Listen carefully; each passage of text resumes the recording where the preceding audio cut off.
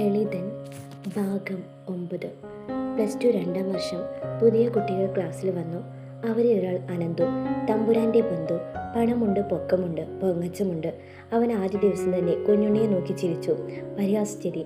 ദിവസങ്ങൾ പോയി. അനന്തു ക്ലാസ്സിൽ കുഞ്ഞുണ്ണിയെ കൊത്താൻ തുടങ്ങി. ഡാ, ബേഗ് എവിടുന്ന് കിട്ടിയത്? കളഞ്ഞു കിട്ടിയതാണോ? ഡാ, നിന്റെ കൂടെ ചേമ്പിലയേക്കാൾ നല്ലതുണ്ടോ? കുഞ്ഞുണ്ണി മിണ്ടിയില്ല. പുസ്തകത്തിൽ നോക്കി എഴുതി. അരുൺ ദേഷ്യപ്പെട്ടു. ഡാ, നിർത്തടാ, നീയൊന്നും മിണ്ടണ്ടടാ. അനന്ത് തിരിഞ്ഞു. ഞാൻ അവനോട് സംസാരിക്കുന്നത്. ഒരു ദിവസം ലഞ്ച് ബ്രേക്ക്. അനന്ത് കുഞ്ഞുണ്ണിയുടെ മേശയ്ക്ക് മുന്നിൽ വന്നു നിന്നു. ഡാ കുഞ്ഞുണ്ണി. കുഞ്ഞുണ്ണി തലയുർത്തി നോക്കി. നീ എന്താ ഇവിടെ? അനന്ത് ചോദിച്ചു. ഇത് നിന്റെ സ്ഥലമാണോ? എൻ്റെ സ്ഥലം തന്നെ, കുഞ്ഞുണ്ണി പറഞ്ഞു. അനന്ത് ചിരിച്ചു അശ്ലീലമായി. തിണ്ടി മൂത്രേ. ആ വാക്ക് ജാതിപ്പേര്. ക്ലാസ് മുഴുവൻ നിശബ്ദമായി. അനന്ത് കുഞ്ഞുണ്ണിയുടെ ബാഗിൽ കൈവച്ചു. വലിച്ച് താഴെയിട്ടു. പുസ്തകം ചിതറി. എടാ, നിന്റെ സ്ഥലം അവിടെയാണ്. കുഞ്ഞുണ്ണി എഴുന്നേറ്റു. അരുൺ ഓടി വന്നു. ഡാ അനന്തു, നിർത്ത്. നീ മാറി നിൽക്ക്. അനന്തു അരുണിനെ തള്ളി. പിന്നെ കുഞ്ഞുണ്ണിയുടെ കോളറിൽ പിടിച്ചു. ഡാ തിണ്ടി, തല്ലുണ്ടാക്കിയോ? എല്ലാവരും നോക്കി. തല്ല് തുടങ്ങുമെന്ന് കരുതി. പക്ഷേ കുഞ്ഞുണ്ണി പതറിയില്ല. അവൻ അനന്തുവിൻ്റെ കണ്ണിലേക്ക് നേരെ നോക്കി. പേടിയില്ല, കോപമില്ല, ഒരു ശാന്തത മാത്രം. വിട്, അവൻ പറഞ്ഞു. ശബ്ദം താണതായിരുന്നു, പക്ഷേ ഉറച്ചതായിരുന്നു. അനന്ത് വിട്ടില്ല. എന്താണ് പറഞ്ഞത്? കുഞ്ഞുണ്ണി തൻ്റെ കൈ ഉയർത്തി. അനന്തിൻ്റെ കൈ പതിയെ മാറ്റി. ഞാൻ പറഞ്ഞു, വിട്. ആ സ്വരത്തിൽ എന്തോ ഉണ്ടായിരുന്നു. അനന്തുവിൻ്റെ കൈ തനിയെ വീണു. കുഞ്ഞുണ്ണി താഴെ കിടന്ന പുസ്തകം എടുത്തു. തട്ടി വൃത്തിയാക്കി മേശപ്പുറത്ത് വെച്ചു. പിന്നെ അനന്തുവിനെ നേരെ തിരിഞ്ഞു. നീ എന്നെ തിണ്ടിയെന്ന് വിളിച്ചു. ശരി. നീ എൻ്റെ ജാതി പറഞ്ഞു. ശരി. പക്ഷെ നീ എൻ്റെ മാർക്ക് പറഞ്ഞില്ല. അവനൊരു പടി മുന്നോട്ട് വെച്ചു. ഞാൻ 10ാം ക്ലാസ് 98% കിട്ടിയവനാണ്. നീ 60% പോലും കിട്ടാത്തവൻ. അതുകൊണ്ട് നീ എന്നെ തല്ലണ്ട. നീ പോയി പഠിക്കും. ബഹളം കേട്ട് ടീച്ചർ ഓടി വന്നു. എന്താ ഇവിടെ? അനന്ത് പറഞ്ഞു. ടീച്ചർ, ഇവൻ എന്നെ അടിക്കാൻ നോക്കി. നൂണ പറയില്ലേടാ, അരുൺ അലറി. ടീച്ചർ കുഞ്ഞുണ്ണിയെ നോക്കി. മോനെ നീ? കുഞ്ഞുണ്ണി തല താഴ്ത്തി. ടീച്ചർ, ഞാൻ തല്ലിയിട്ടില്ല. ടീച്ചർ അനന്തുവിനെ നോക്കി. അവൻ്റെ കണ്ണ് ചുവന്നിരുന്നു. ദേഷ്യം കൊണ്ട്. കുഞ്ഞുണ്ണിയുടെ കണ്ണ് തണുത്തിരുന്നു. തീ കൊണ്ട്. ടീച്ചർക്ക് മനസ്സിലായി. അനന്തു, നീ ഓഫീസിലേക്ക് പോക്. കുഞ്ഞുണ്ണി, നീ ഇരിക്കെ. ടീച്ചർ പോയി. ക്ലാസ് മുഴുവൻ കുഞ്ഞുണ്ണിയെ നോക്കി. ആരും ഒന്നും പറഞ്ഞില്ല. പക്ഷെ ഒരു കുട്ടി, സുമ, എഴുന്നേറ്റ് വന്ന് കുഞ്ഞുണ്ണിയുടെ ബാഗ് എടുത്ത് കൊടുത്തു. സോറി, അവൾ മെല്ലെ പറഞ്ഞു. കുഞ്ഞുണ്ണി ചിരിച്ചു. കുഴപ്പമില്ല. വൈകുന്നേരം ജോളി മാഷ് വന്നു. എന്താ മോനെ കേട്ടത്? തല്ലുണ്ടാക്കിയെന്ന്. കുഞ്ഞുണ്ണി ബാഗ് മാഷിന് കൊടുത്തു. തല്ലിയില്ല മാഷേ. പിന്നെ അവൻ എന്നെ ജാതി പറഞ്ഞു. ഞാൻ അവനോട് മാർക്ക് പറഞ്ഞു. മാഷ് ചിരിച്ചു. മകനെ കെട്ടിപ്പിടിച്ചു. അതേ മോനെ, പുസ്തകമാണ് നിന്റെ ലാത്തി, അറിവാണ് നിന്റെ കവചം. വീട്ടിൽ ചെന്ന് കുഞ്ഞിന് ഡയറിയിൽ എഴുതി. ഇന്ന് എന്നെ ജാതി പറഞ്ഞു തല്ലാൻ നോക്കി. ഞാൻ തിരിച്ചു തല്ലിയില്ല. ഞാൻ എൻ്റെ മാർക്ക് കാണിച്ചു. അത് അവനേക്കാൾ വലിയ തല്ലായി. ഞാൻ പതറിയില്ല, കാരണം ഞാൻ കുഞ്ഞുണ്ണിയാണ്. പുറത്ത് മഴ, അകത്തെത്തി. ദിവസങ്ങൾ നീണ്ടു. +2 പരീക്ഷ അടുത്തു. കുഞ്ഞുണ്ണി ഹോട്ടലിലേക്കുള്ള പോക്ക് നിർത്തി. മാഷേ, അവൻ പറഞ്ഞു, ഞാൻ ഇനി പഠിക്കാൻ മാത്രം ഇരിക്കും. ജോളി മാഷ് സമ്മതിച്ചു. പോകണ്ട മോനെ, ഞാൻ നോക്കിക്കൊള്ളാം. വരാന്തയിൽ രാവും പകലും വിളക്ക് കത്തി. പുസ്തകം, നോട്ട്, മണ്ണെണ്ണയുടെ മണം. പരീക്ഷയുടെ 2 ദിവസം മുന്നേ കുഞ്ഞുണ്ണി ബാഗ് എടുത്തു. മാഷേ, ഞാൻ പോയിട്ട് വരട്ടെ. എവിടേക്ക് മോനെ? അച്ഛൻ്റെയും അമ്മയുടെയും അടുത്ത്. മാഷൊന്നും പറഞ്ഞില്ല, തലയാട്ടി. അവൻ അമ്പഴക്കാട് ഓലക്കുടിലേക്ക് നടന്നു. അപ്പ, അമ്മ. രാഘവനും ദേവികയും ഓടി വന്നു. മോനെ, പരീക്ഷ അല്ലേ? അപ്പ.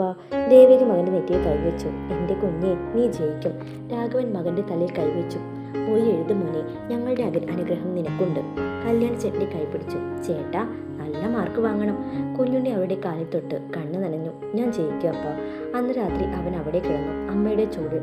പിറ്റേ ദിവസം പരീക്ഷ എഴുതാൻ പോയി. പരീക്ഷ കഴിഞ്ഞു. വെക്കേഷൻ വരവായി. ജോളി മാഷിൻ്റെ വീട് വീണ്ടും ശൂന്യമായി. ഒരു മകൻ്റെ വേർപാട് എന്താണെന്നും ആശ അന്ന് മനസ്സിലാക്കി. മേശപ്പുറത്തെ പുസ്തകം ആരും തുറക്കുന്നില്ല. അടുക്കളയിൽ കാപ്പി ആരും ചോദിക്കുന്നില്ല. രാത്രി ഉറക്കം വന്നില്ല. 3ാം ദിവസം മാഷ് തന്നെ കുഞ്ഞുണ്ണിയെ വിളിച്ചു. എന്താ മാഷേ? കുഞ്ഞുണ്ണി ചോദിച്ചു. ഒന്നുമില്ലടാ, നിന്റെ ശബ്ദം കേൾക്കാൻ വേണ്ടി വിളിച്ചതാണ്. വെക്കേഷൻ വന്നു. പിന്നെ തുടങ്ങി കളി. കല്യാൺ ചേട്ടനെ കൈ പിടിച്ച് വലിച്ചു. ചേട്ടാ, വാ കളിക്കാം. മുറ്റത്ത് കളി, പറമ്പിൽ കളി, മഴയിൽ കളി, ഒടിച്ചുകളി, കല്ലുകളി. കുഞ്ഞുണ്ണി അനിയത്തെ തോളിൽ ഇരുത്തി ഓടി. ചേട്ടൻ, ഞാൻ വീഴും. വീഴില്ല കുട്ടി, ചേട്ടനുണ്ടല്ലോ. രാഘവൻ അകലിൽ നിന്ന് നോക്കി ചിരിച്ചു. ദേവികയെ കണ്ണു തുടച്ചു. വൈകുന്നേരം 4 പേരും പറമ്പത്തിരുന്നു. കല്യാണി ചോദിച്ചു. ചേട്ടാ, നീ പോലീസായിട്ട് എന്നെ ജീപ്പിൽ കൊണ്ടുപോകുമോ? കൊണ്ടുപോകും കുട്ടി, രാഘവൻ പറഞ്ഞു. മോനെ, നീ വലുതാകുമ്പോൾ ഞങ്ങളെ മറക്കരുത്. മറക്കില്ലപ്പ, നിങ്ങളാണ് എൻ്റെ വേര്. ദേവിക്ക് മകൻ്റെ തലയിൽ തൊട്ടു. നീ ജയിക്കും മോനെ, ഞങ്ങളിവിടെ പ്രാർത്ഥിക്കും. 1 മാസം കഴിഞ്ഞു. കുഞ്ഞുണ്ണി തിരിച്ചു പോകാൻ ഇറങ്ങി. കല്യാണി കരഞ്ഞു. ചേട്ടാ, പോകരുത്. വരും കുട്ടി, വേഗം വരും. ജോളി മാഷിൻ്റെ വീട്ടിലെത്തി. മാഷ് ഗേറ്റിൽ തന്നെ ഉണ്ടായിരുന്നു. വന്നോ മോനെ, സന്തോഷമായോ? ആയി മാഷേ, വളരെയധികം. രണ്ടുപേരും അകത്തേക്ക് കയറി. വീണ്ടും പുസ്തകം, വീണ്ടും കാപ്പി. പക്ഷെ രണ്ടുപേർക്കും അറിയാം, ആ കുടിലിൽ ഒരു മാസം അവൻ ജീവിച്ചിരുന്നു. ഒരു മകനായി, ഒരു ചേട്ടനായി. ഡയറിയിൽ എഴുതി, ഇന്ന് ഞാൻ പരീക്ഷ എഴുതി. അമ്മയുടെ അനുഗ്രഹം കൂടെയുണ്ട്. ഒരു മാസം ഞാൻ വീട്ടിലായിരുന്നു. അത് സ്വർഗമായിരുന്നു. ഞാൻ തിരിച്ചു വന്നു. പക്ഷേ എൻ്റെ മനസ്സിൽ പകുതി അവിടെ തന്നെ. +2 റിസൾട്ട് ദിവസം. സ്കൂൾ മുഴുവൻ ടെൻഷൻ. ഹെഡ് മാസ്റ്റർ, ടീച്ചർമാർ, കുട്ടികൾ. കുഞ്ഞുണ്ണി ജോളിമാഷിൻ്റെ കൂടെ നിന്നു. കൈ വിറച്ചു. കുഞ്ഞുണ്ണി. ഹെഡ് മാസ്റ്റർ മൈക്കെടുത്തു. ജില്ലയിൽ 1 റാങ്ക്, ഫുൾ മാർക്ക്, 1200-ൽ 1200. മുഴുവൻ സ്കൂൾ നിശബ്ദമായി. പിന്നെ കയ്യടി, അലർച്ച. ഇത് നമ്മുടെ സ്കൂളിൻ്റെ അഭിമാനമാണ്, ഹെഡ് മാസ്റ്റർ നിലവിളിച്ചു. കുഞ്ഞുണ്ണിയെ സ്റ്റേജിലേക്ക് കൊണ്ടുവന്ന് മാലയിട്ടു, പൊന്നാടയിട്ടു. അവൻ നിന്നു. കണ്ണു നനഞ്ഞു. പട്ടിണി കിടന്ന് ചേമ്പിലെ കുടയുമായി തിണ്ടി എന്ന് കേട്ട് ഇന്ന് അവൻ ഫുൾ മാർക്ക്. ജോളിമാഷ് ദൂരെ നിന്ന് നോക്കി. അവൻ്റെ കണ്ണിൽ നിന്നും കണ്ണുനീർ വാർത്ത പരന്നു. നാട്ടുകാർ ഓടി വന്നു. കുഞ്ഞുണ്ണി, നീ ഞങ്ങളുടെ അഭിമാനം. വലിയൊരു വേദി, പന്തൽ, മൈക്ക്. നാട്ടുകാർ സ്വീകരണം കൊടുത്തു. പഞ്ചായത്ത് പ്രസിഡന്റ്, അധ്യാപകൻ, കുട്ടികൾ. വേദിയിൽ രാഘവൻ, ദേവകി രണ്ടുപേരും കരഞ്ഞുപോയി. രാഘവൻ സ്റ്റേജിൽ കയറി മൈക്ക് പിടിച്ചു. ഞാനൊരു തൊഴിലാളിയാ. ശബ്ദമിടറി. പക്ഷേ എൻ്റെ മോൻ, അവൻ രാജാവാണ്. ദേവകി കരഞ്ഞു. എൻ്റെ കുഞ്ഞെ, നീ ജയിച്ചു. കല്യാണി ഓടി വന്ന് ചേട്ടൻ്റെ കൈ പിടിച്ചു. പ്രസംഗം കഴിഞ്ഞു. കുഞ്ഞുണ്ണി മൈക്കെടുത്തു. എനിക്കിനി ഉപരിപഠനത്തിന് ഡൽഹി പോവുകയാണ്. എല്ലാവരും ഞെട്ടി. Delhi, sociology, political science, IAS എല്ലാം ശരിയാക്കിയത് അവൻ ജോളിമാഷിനെ ചൂണ്ടി. ഈ മനുഷ്യനാണ് എൻ്റെ മാഷാണ്. ജോളിമാഷ് തല താഴ്ത്തി കരഞ്ഞു. അന്ന് വൈകുന്നേരം അച്ഛനും അമ്മയും ജോളിമാഷും എല്ലാവരും കൂടി കുഞ്ഞുണ്ണിയുടെ നാട്ടിലേക്ക് പോയി. ചിത്തൂർ, പഴയ മനക്കൽ. മനക്കലിൻ്റെ മുറ്റം തമ്പുരാനിരിക്കുന്നു. കാര്യസ്ഥൻ കൂടെ. കുഞ്ഞുണ്ണി മുന്നോട്ട് നടന്നു. പിന്നിൽ അച്ഛൻ, അമ്മ, മാഷ്. തമ്പുരാനെ, കുഞ്ഞുണ്ണി വിളിച്ചു. ശബ്ദം മുറച്ചു. തമ്പുരാൻ തലയുയർത്തി നോക്കി. ഞാൻ കുഞ്ഞുണ്ണി. അവൻ പറഞ്ഞു, അന്ന് നിങ്ങൾ എൻ്റെ വീട് കത്തിച്ചു. അന്ന് കാര്യസ്ഥൻ എൻ്റെ അച്ഛനെ ഇറക്കി വിട്ടു. അന്ന് എൻ്റെ അനിയത്തെ തെരുവിൽ തടഞ്ഞു. അവൻ കാര്യസ്ഥൻ്റെ മുഖത്തേക്ക് നോക്കി. കേൾക്ക്. കാര്യസ്ഥൻ പതറി. കുഞ്ഞുണ്ണി, ഇനി ഞാൻ വരുന്നത് പോലീസായിട്ടായിരിക്കും.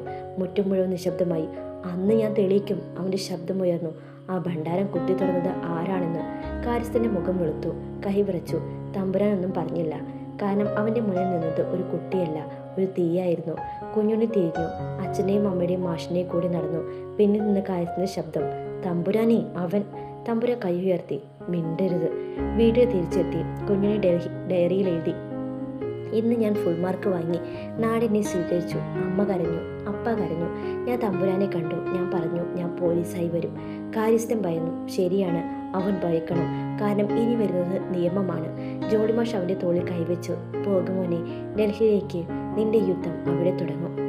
സ്റ്റേഷൻ മുഴുവൻ ആളുകൾ. കുഞ്ഞിന് ബാഗ് എടുത്ത് നിന്നു. പുതിയ ഷർട്ട്, പുതിയ പാൻസ്, തോളിൽ ആ പഴയ പുത്തൻ ബാഗ്. ചുറ്റും എല്ലാവരും. ദേവിക കരഞ്ഞു. മോനെ. അവൾ മകനെ നെഞ്ചോട് ചേർത്തു. പോയി ജയിക്കും മോനെ. രാഘവൻ കരഞ്ഞില്ല. അവൻ മകൻ്റെ തോളിൽ കൈവച്ചു. പോ മോനെ, നീ പോലീസാവണം. നമ്മുടെ അപമാനം കഴുകണം. കുഞ്ഞുണ്ണി അവൻ്റെ കാലിൽ തൊട്ടു. പോവുക അപ്പ. ജോളിമാഷ് മുന്നിൽ നിന്നു. അവൻ്റെ കണ്ണ് നനഞ്ഞു. മോനെ. മാഷ് ഒരു ബാഗ് എടുത്തു കൊടുത്തു. ഇത് നിന്റെ സർട്ടിഫിക്കറ്റ്, നിന്റെ പുസ്തകം, നിന്റെ പേന എല്ലാം ഞാൻ ഒരുക്കി കൊടുത്തു മോനെ. Ticket, hostel, phone. കുഞ്ഞുണ്ണി ആ ഫോൺ കയ്യിലെടുത്തു. പഴയ കീപാഡ് ഫോൺ. വീട്ടിലേക്ക് വിളിക്കാൻ മോനെ, മാഷ് പറഞ്ഞു. ട്രെയിൻ വന്നു. ഹോൺ മുഴങ്ങി. എല്ലാവരും കരഞ്ഞു. നാട്ടുകാർ മുഴുവൻ കൂടി. കുഞ്ഞുണ്ണി, നീ തിരിച്ചു വരണം പോലീസായിട്ട്. കുഞ്ഞുണ്ണി ട്രെയിനിൽ കയറി. General seat. ട്രെയിൻ നീങ്ങി. പ്ലാറ്റ്ഫോമിൽ എല്ലാവരും കൈവീശി. ദേവകി ഓടി. മോനെ. രാഘവൻ കൈപിടിച്ചു. കുഞ്ഞുണ്ണി ജനലിൽ കൂടി കൈവീശി. കണ്ണീർ. പക്ഷേ കണ്ണിൽ തീയുണ്ടായിരുന്നു. ട്രെയിൻ പോയി. കേരളം കഴിഞ്ഞു. തമിഴ്നാട് കഴിഞ്ഞു. കുഞ്ഞുണ്ണി ജനലിലൂടെ പുറത്തേക്ക് നോക്കി. മനസ്സിലൊരു വാക്ക് മാത്രം, പോലീസ്. ബാഗിൽ കൈവച്ചു. അകത്തൊരു കടലാസ്. UPSC civil service examination. 2 ദിവസം കഴിഞ്ഞു. ഡൽഹി സ്റ്റേഷൻ. ബഹളം. ആളുകൾ. ഹിന്ദി. കുഞ്ഞുണ്ണി ഇറങ്ങി ഒറ്റയ്ക്ക്. കയ്യിലൊരു ബാഗ്. പോക്കറ്റിൽ 500 രൂപ. മാഷ് പറഞ്ഞ ഹോസ്റ്റൽ തേടി നടന്നു. മുക്രി നഗർ.